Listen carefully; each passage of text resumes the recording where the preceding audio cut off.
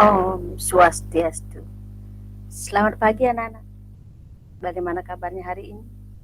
Ya mudah-mudahan anak-anak semuanya sehat.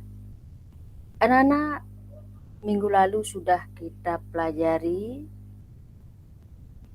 yaitu tentang bab 3 Kedaulatan Negara Kesatuan Republik Indonesia. Nah, kemudian sekarang kita lanjutkan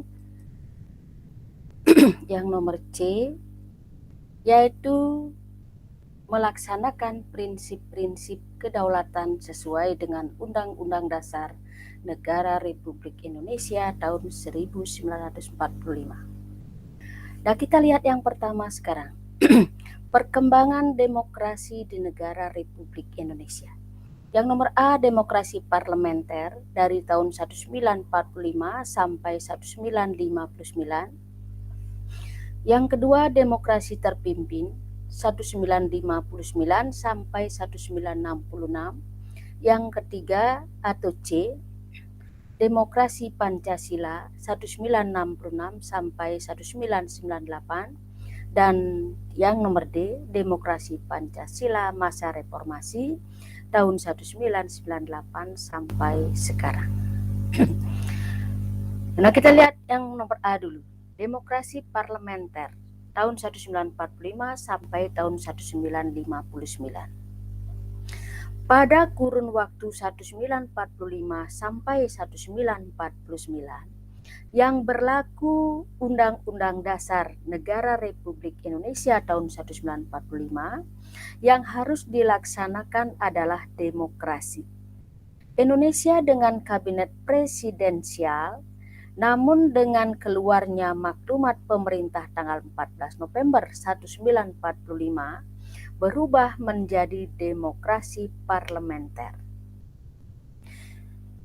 Kemudian pada kurun waktu 1949 sampai 1950 dengan Undang-Undang Dasar RIS 1949, sistem pemerintahan yang dianut demokrasi parlementer atau sistem demokrasi liberal. Dalam sistem demokrasi parlementer, pemerintahan dijalankan oleh Perdana Menteri, sedangkan Presiden hanya sebagai lambang. Nah, kemudian pada kurun waktu 1950 sampai 1959 dengan Undang-Undang Dasar Sementara 1950, demokrasi parlementer masih tetap dipertahankan.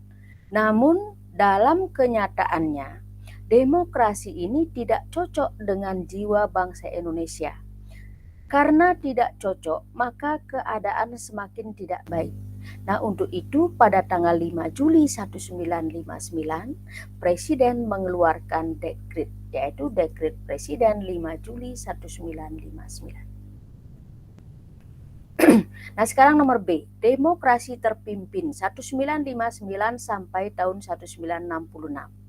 Pada periode ini sering disebut dengan Orde Lama, yang digunakan Undang-Undang Dasar Negara Republik Indonesia tahun 1945 dengan sistem demokrasi terpimpin.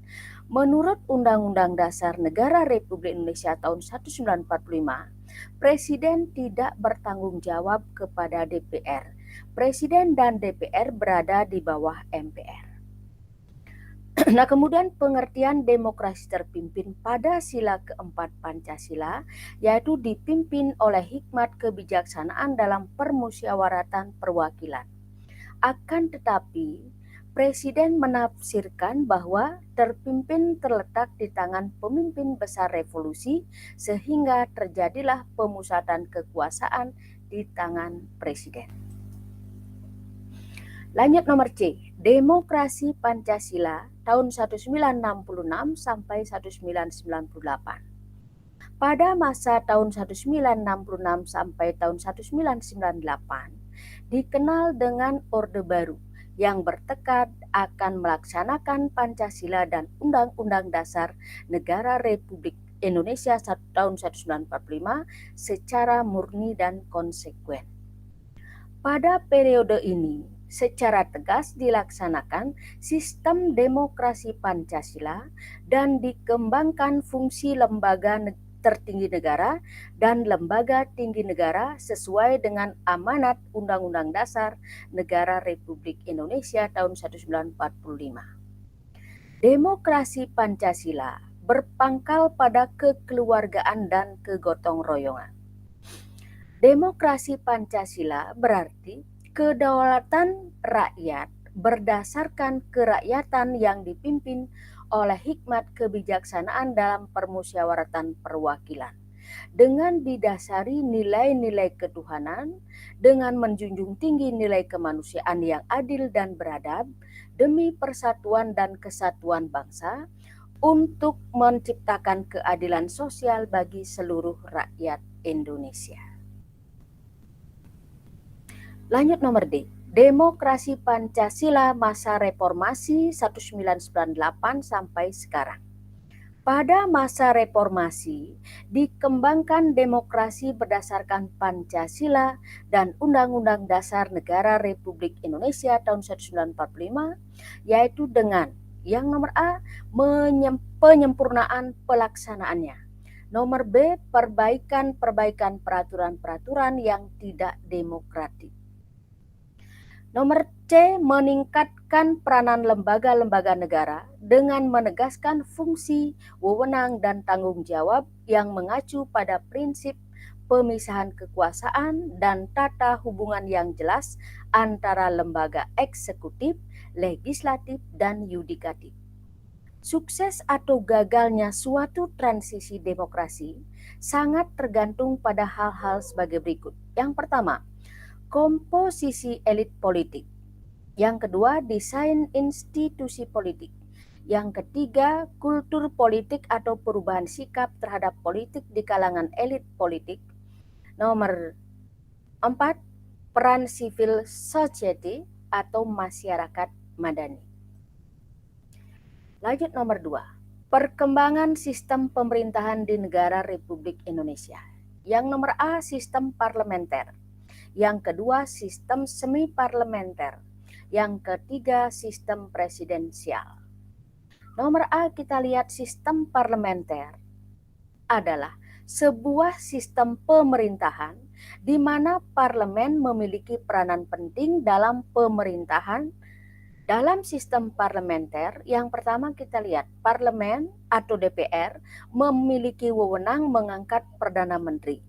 Yang nomor 2, parlemen dapat menjatuhkan pemerintahan yaitu dengan cara mengeluarkan semacam mosi tidak percaya.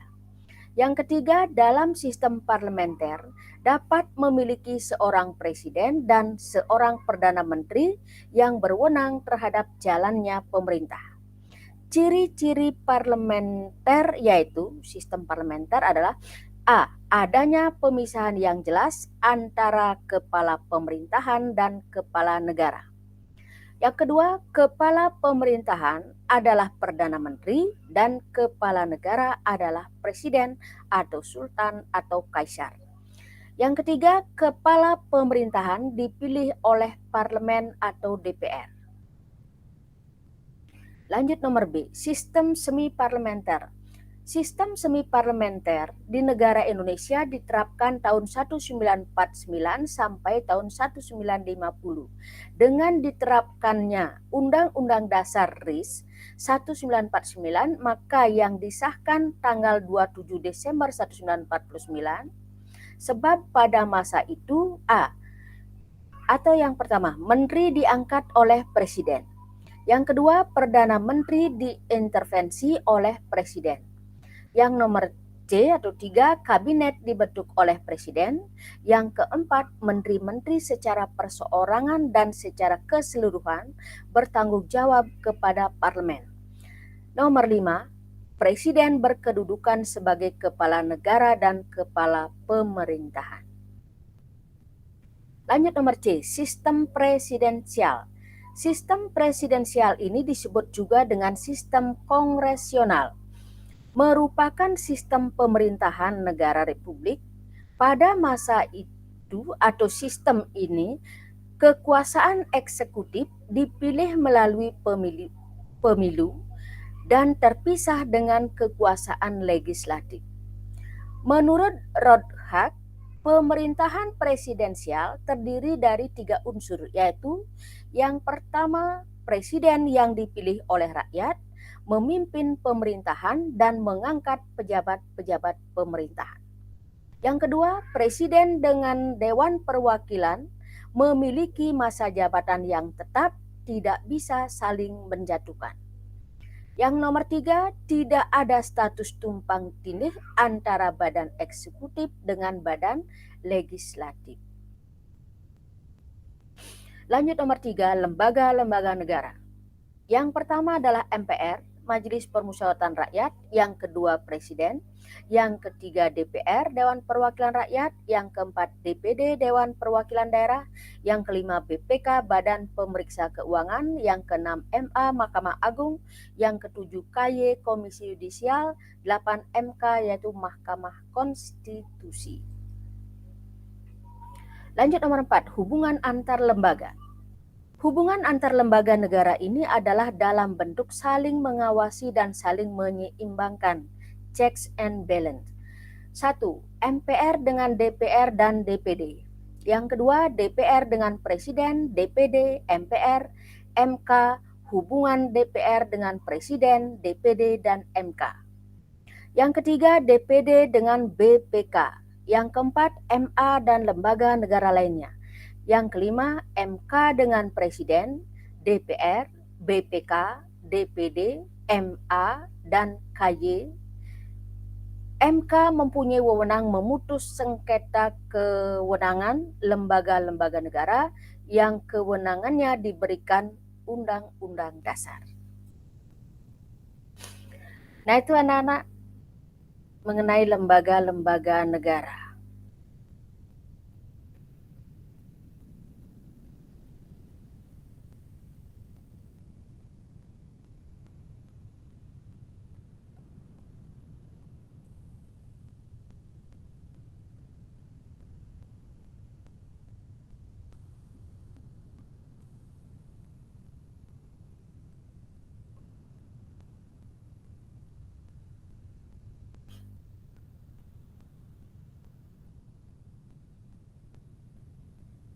Ya anak, untuk hari ini kita cukupkan sekian dulu, dan ini adalah materi yang terakhir.